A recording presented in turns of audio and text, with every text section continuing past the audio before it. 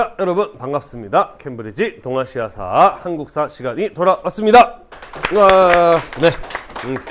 자, 오늘 우리는 무엇에 대해서 배울 것이냐면요, 일제강점기에 일본은 우리 민족의 문화를 없애고 일본의 문화를 익힐 것을 강요하였습니다. 그래서 그 과정 속에서 우리의 민족의 문화를 잊지 않기 위한 노력은 어떤 것들이 있었는지에 대해서 같이 한번 이야기를 해보도록 하겠습니다. 자, 함께 살펴볼게요. 자, 일본의 경우에는 일본어를 가르치기 위해서 일제강점기에 많은 노력을 기울였습니다. 왜 일제강점기에 일본은 한국인들에게 일본어를 가르치려 하였을까?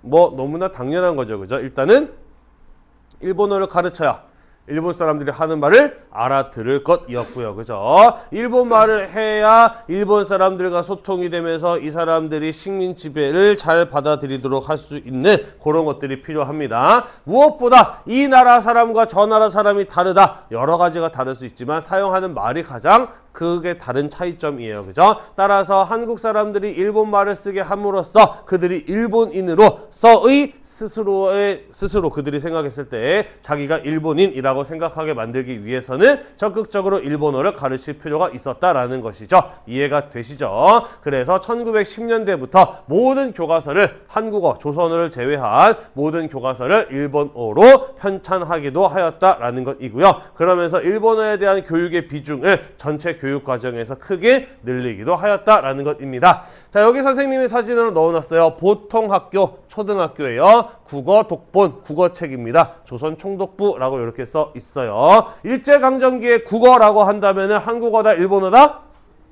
일본어였다라는 것이죠. 일주일 동안 어떤 과목을 얼마나 배웠는가 봤더니 1910년에서 22년 사이의 기준으로요. 초등학교 1학년은 일주일에 일본어를 10시간, 우리말과 한문을 6시간, 그리고 산술 6시간, 체조를 3시간 배웠다라고 되어 있습니다. 일본어 교육이 가장 중요한 위치를 차지하고 큰 비중이 있었음을 알 수 있는 부분이라고 보시면 되겠네요. 그죠? 자, 그러다가 1937년 이후로 가게 되면 어떤 일이 벌어지게 되느냐? 일본이 중국이라고 하는 크고 인구가 많은 나라와 전쟁을 하게 됩니다. 그 뒤에는 1941년에 태평양 전쟁이라 그래서 미국과도 전쟁을 하게 되거든요. 그러다 보니까 일본 사람들만으로는 이렇게 큰 규모의 전쟁을 수행하기가 어려웠어. 그래서 어떤 일이 벌어졌을까? 한국 사람들, 한국의 청년들도 군복을 입히고 총을 쥐어주고 전쟁터를 끌고 가는 이런 일들이 일어나게 됩니다. 자, 이 사람에게 총을 쥐어줬어. 그런데 이 사람이 나는 한국인이라는 생각을 가지고 있으면 그 총을 어느 방향으로 쏘겠니? 일본을 향해서 쏘겠지, 그지? 따라서 한국인들을 전쟁터에 끌고 가기 위해서는 먼저 무엇할 필요가 있었다? 그들의 머릿속에 나는 한국인이다라는 생각을 없애고 일본이다라는 생각을 심어줄 필요가 있었던 것이죠. 그래서 중일전쟁 이후에는 한국어 교육, 그나마도 일본 말을 가르치기 위한 보조수단으로서 가르쳤던 한국어, 조선어 교육을 완전히 없애버리고 일본어만 쓸 것을 강요하기도 하였다라는 것이에요. 이해가 되나요? 넘어갈게요.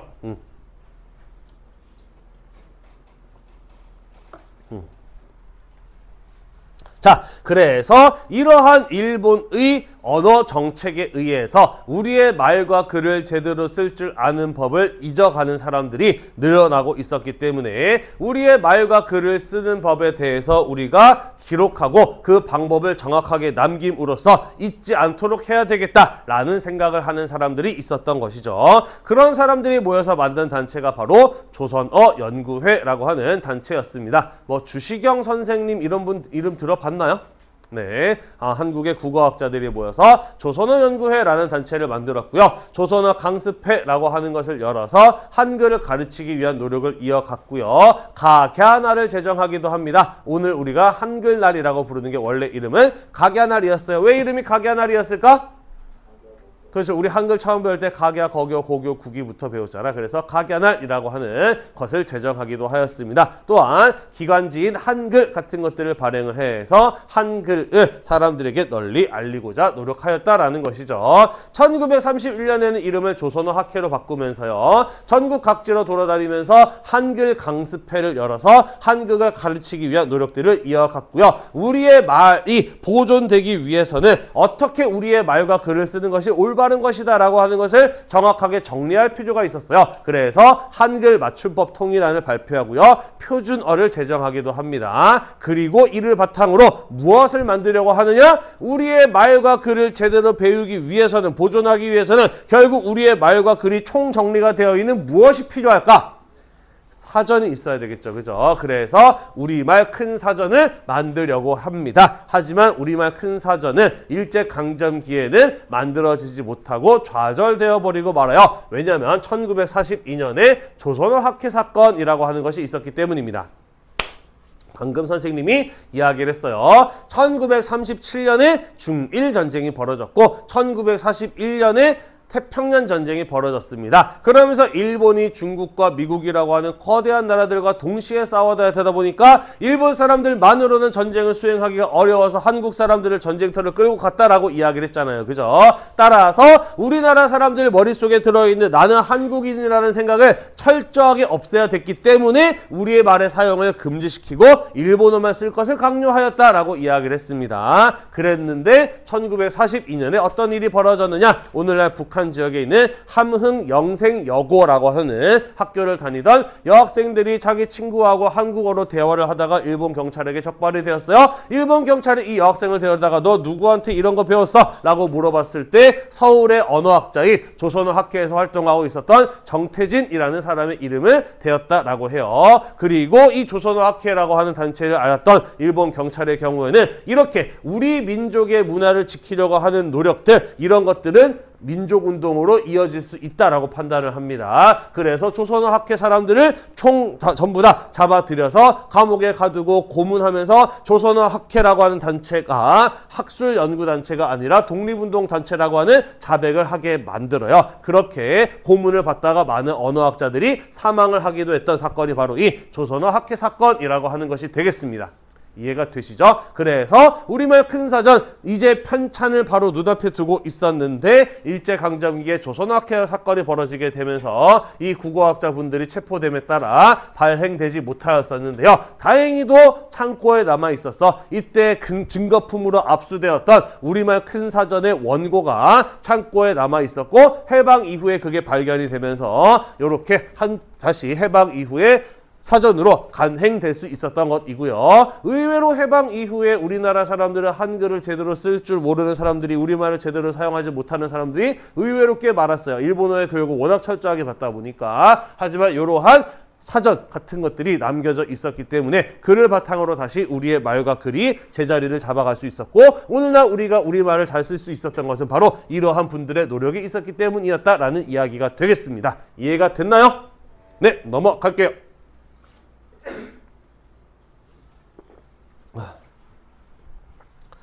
자, 다음 한국사 연구로 가보도록 하겠습니다. 우리나라에 대한 역사 연구에 대해서 이야기를 해볼게요. 자, 일제강점기에 우리의 역사에 대한 연구는 어떤 차원에서 이루어졌느냐? 일본의 역사학자들이 연구했던 식민사관에 대한 저항의 의미로, 그에 대한 반박의 차원에서 우리 역사 연구가 진행이 되었어요. 식민사관이란 무엇이냐? 식민 통치를 위한 역사 연구와 그 관점이라고 되어 있습니다. 다시 말해서 한국인들로 하여금 일본의 식민 지배를 잘 받아들이게 하려면 무엇을 이야기할 필요가 있었느냐? 너네 나라 원래, 너네 민족 원래 좋은 나라, 훌륭한 민족이었다라고 해야 되나요? 아니죠. 너네 원래 되게 별로였어라고 해야 되겠지, 그지? 그래서 우리의 식민 지배를 받아들이게 된 거야. 우리의 식민 지배가 너희 나라, 너희 민족의 발전에 도움이 되는 거야 라고 이야기를 해야 한국 사람들이 항일 의식 같은 것들이 사라지게 될 것이고 일본의 식민 지배를 받아들일 거 아닙니까, 그죠? 그래서 우리의 역사를 부끄러운 것, 우리의 역사를 훌륭하지 않았던 것으로 폄훼하기 위한 목적에서 이루어진 역사 연구, 그게 바로 일제의 식민사관이라고 하는 역사 연구와 그 관점이었다라는 겁니다. 우리 역사를 어떻게 별로였다라고 이야기를 했느냐?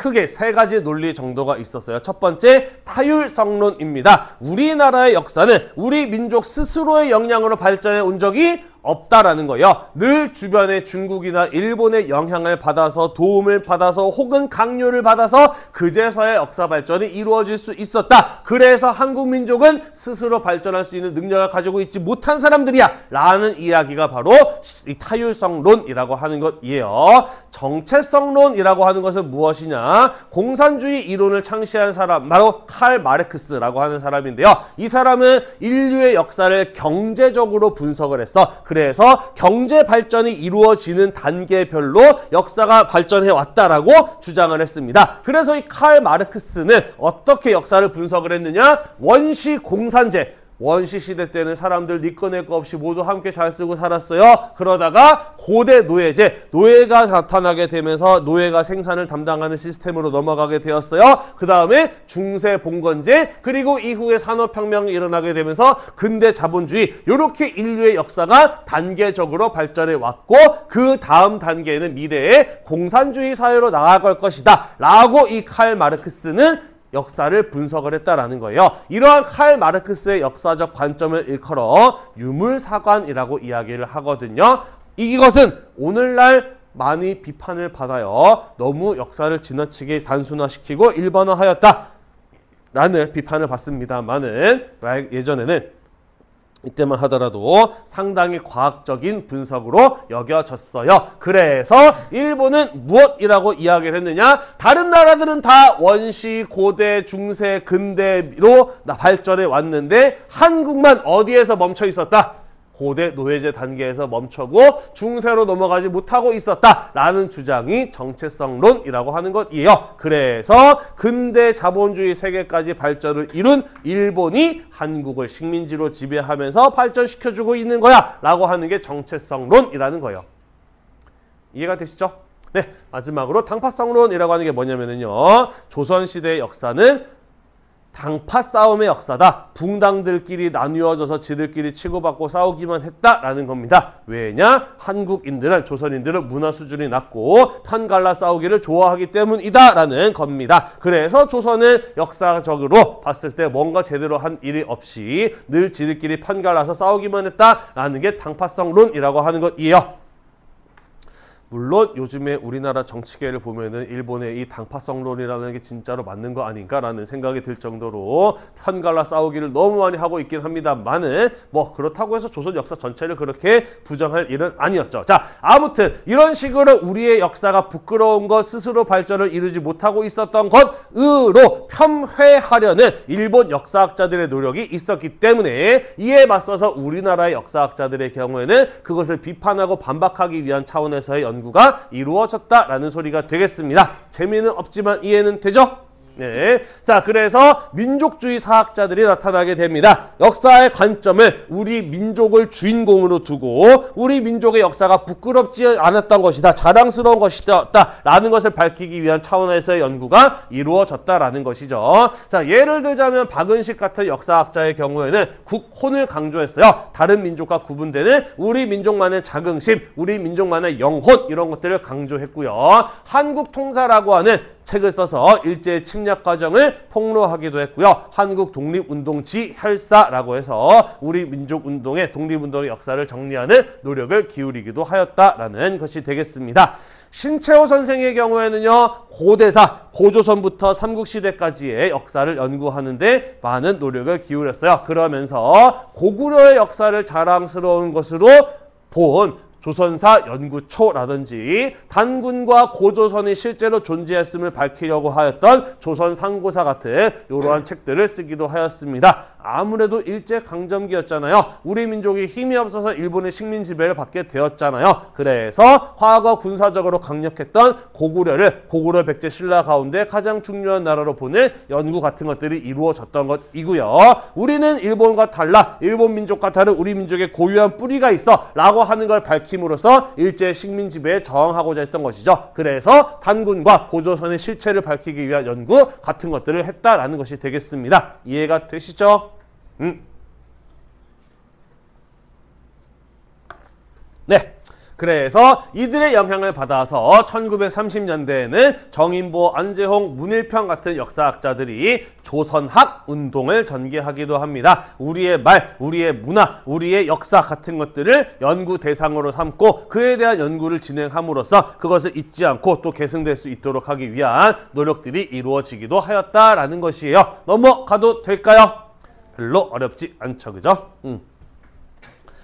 자, 사회경제사학으로 가보도록 하겠습니다. 사회경제사학이란 아까 우리가 이야기했던 칼 마르크스의 유물론을 바탕으로 이루어지는 역사 연구가 되겠습니다. 우리 역사, 인류 역사의 발전 과정을 경제적 차원에서 분석하기 위한 역사적 학문이 바로 사회경제사학이라고 하는 것이거든요. 아까 유물사관을 바탕으로 일본의 식민사학자들이 뭐라고 이야기를 했어요? 한국의 역사는 고대 노예제 상태에서 머물러 있었다라고 이야기를 했잖아요. 그죠? 그래서 백남훈 선생 같은 역사학자의 경우에는 유물사관을 바탕으로 아니다. 우리 역사가 고대 노예제 수준에 머물러 있지 않았다. 우리나라의 역사도 다른 나라들과 마찬가지로 세계사의 보편적인 역사 발전 단계에 따라서 지금까지 발전해 왔다라는 것을 체계적으로 증명하려고 노력했어요. 그러한 연구 성과로 남겼던 게 바로 조선사회경제사라고 하는 책이었다라는 것이죠. 이를 통해서 식민사관 가운데 정체성론을 반박하고자 하였다라는 것입니다.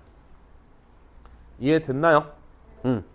한편 실증사학으로 분류되는 사람들도 있었습니다. 실증사학이 무엇이냐? 실제로 그것이 어떠했는가를 증명하기 위한 노력을 일컬어 실증사학이라고 이야기를 해요. 그러니까 쉽게 말해서 팩트를 밝히는 겁니다. 진짜로 그게 무엇이었는지를 밝히는 거예요. 자, 왜 이런 노력이 중요했느냐? 우리가 앞에서 이야기했던 식민사관, 민족주의사관, 사회경제사학 사실 전부 다 결론을 정해놓고 한 연구였어. 우리 민족의 역사를 부끄러운 것으로 만들어야 되겠다라는 목적을 두고 역사 연구가 이루어졌어. 우리 민족의 역사를 자랑스러운 것으로 해야 되겠다라는 생각에서 역사 연구 이루어졌고 사회경제사학의 유물사관이라는 결론을 정해놓고 역사 연구를 했단 말이야. 그지? 따라서 사실 이러한 것들은 객관적인 사실을 밝히기보다 자신들의 주장을 뒷받침하기 위한 연구들이었다라는 것이죠. 그래서 그런 의도를 배제하고 과연 그것이 실제로 어떠했는가를 객관적으로 검증하고 밝히는 역사 연구가 이루어졌던 겁니다. 그게 바로 실증사학이었던 것이고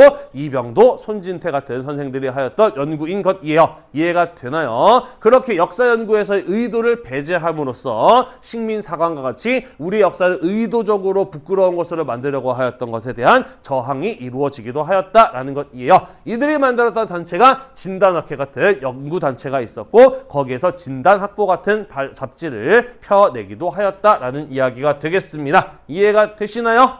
네, 넘어가도록 하겠습니다. 얼마 안 남았어요.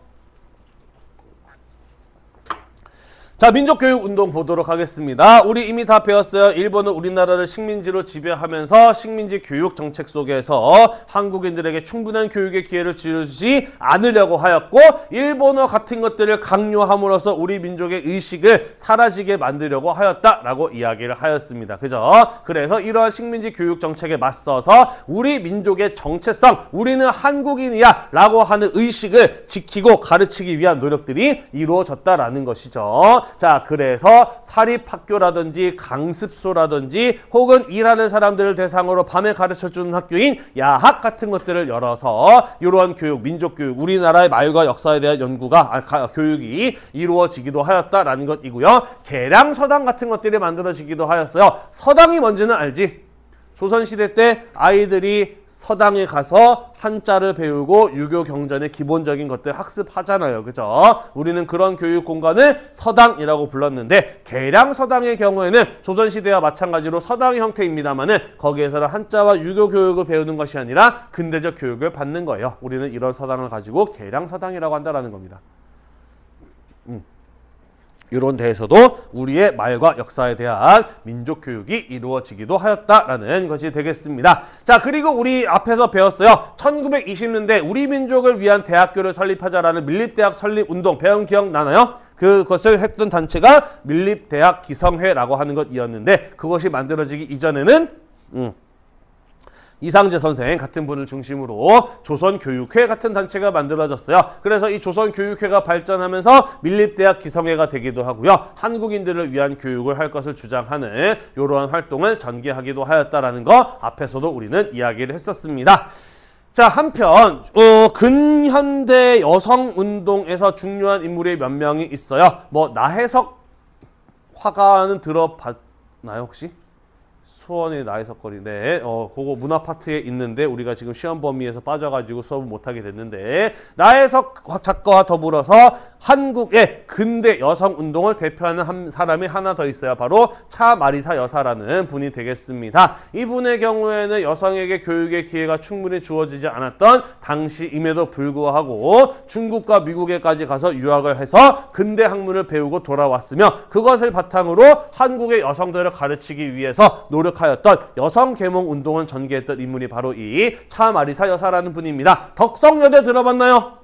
네, 덕성여대 이분이 세운 학교예요. 원래 이름이 근화여학교였는데 근화가 무궁화거든요. 무궁화 너무 민족적 색채를 띈다. 일본이 학교 이름 바꾸라고 강요했어요. 그래서 덕성이라고 바꾸게 되는데 그 학교를 세우고 운영했던 분이 바로 이 차마리사 여사라는 분이고요. 조선여자교육회 같은 단체를 만들어서 여성들을 가르치고 여성들이 남성들에 비해서 사회적 차별을 받고 있고 여성이 남성들에게 얽매여 있는 이러한 사회적 현상을 극복하기 위한 노력들을 여성운동 차원 에서 전개했던 분이 바로 이 차마리사 여사라는 분이었고 그 단체가 조선여자교육회라는 단체였다라는 것이 되겠습니다. 어렵지 않죠? 아, 그랬구나 하고 넘어가시면 되겠습니다.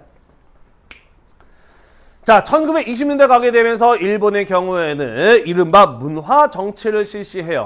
3.1운동을 계기로 한국인들의 저항 의지를 확인한 이후에 문화를 내세워서 부드럽게 한국인들의 식민 통치를 받아들일 수 있도록 하는 게 바로 문화 정치였다라고 이야기를 했습니다. 그래서 1920년대부터 문화 정치가 이루어지게 됨에 따라 1910년대에는 금지되었던 한국인들의 언론, 출판, 집회, 결사의 자유가 일부 허용되었다라고 이야기를 했어요. 그러면서 조선일보라든지 동아일보와 같이 한글 신문, 한국인이 발행하는 신문 같은 것들이 나올 수 있었다라고 이야기를 하였습니다. 그리고 이러한 언론사들의 경우에는 신문이라고 하는 대중매체를 통해서 앞으로 우리 민족이 나아가야 될 길 같은 것들을 사설 등을 통해서 제시하기도 하였고요. 우리 민족 의식을 깨우치기 위한 민중 계몽의 내용들을 신문 기사에 실기도 하였다라는 것이죠. 따라서 이러한 언론사들이 점차 민족운동의 성격을 띄어가게 되자 일본의 경우에는 철저하게 신문을 발행하기 전에 사전에 검열하고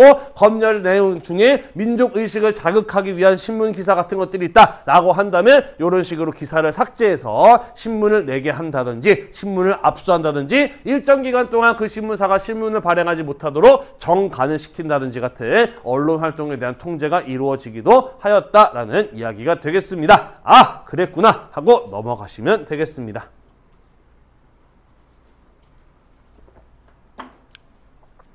자, 종교계의 노력에는 어떤 것들이 있었는지 보도록 할게요. 개신교 교회입니다. 기독교죠. 교육운동 전개합니다. 그래서 많은 개신교 기독교 계열의 학교들이 세워지게 되죠. 이화학당, 배제학당 같은 것들, 이런 것들 전부 다 기독교 계열에서 만들어진 학교들이라고 보시면 되겠습니다. 1930년대부터 신사참배 거부 운동 같은 것들을 전개하기도 해요. 일본이 우리나라 사람들에게 일본 사람들만 믿는 종교인 신도 또는 신토라고 하는 종교를 믿을 것을 강요합니다. 일본 사람들은 일본 사람들만 믿는 종교가 있어요. 그게 바로 신토라고 하는 거거든요. 다신교입니다. 여러 명의 신을 숭배하는 종교인데 뭔지 잘 모르겠으면 생과치히로 생각하면 돼요. 생과치히로의 행방불명 보면은 거기에 목욕탕에 온갖 이상한 귀신들이 우르르 몰려들잖아요. 신토에서 믿는 여러 신들의 모습이거든요. 자, 아무튼 일본 사람들만 믿는 종교를 믿을 것을 강요하면서 불교에 절이 있다면, 교회가 있다면, 기독교에 교회가 있다면 신토에는 신사라고 하는 종교시설이 있거든요. 그래서 한국 사람들한테 신사에 가서 기도할 것을 강요해서 그게 바로 신사참배라는 거 하는 것이었습니다. 일본 사람들만 믿는 종교를 믿을 것을 강요함으로써 한국인들의 민족의식을 없애고 일본인의 동화시키려고 했던 종교 정책이었던 것이죠. 하지만 기독교 계열의 인물들의 경우에는 우리에게 신은 오직 누구뿐이다? 하나님뿐이다 라고 하면서 신사참배에 대해서 거부하는 운동을 벌이기도 하였다라는 것입니다. 하지만 쉽지 않았죠. 왜냐하면 특히나 기독교 계열의 학교들의 경우에는 일본이 신사참배 안 하면 학교를 폐쇄한다는 등의 압력을 가했기 때문에 안타깝지만 이런 어떤 신사참배 운동에 동참하게 되는 일들이 벌어지기도 하였다라는 것이죠. 보이죠? 학생들이 이렇게 신사 앞에서 기도하고 고개 숙여 기도하는 거.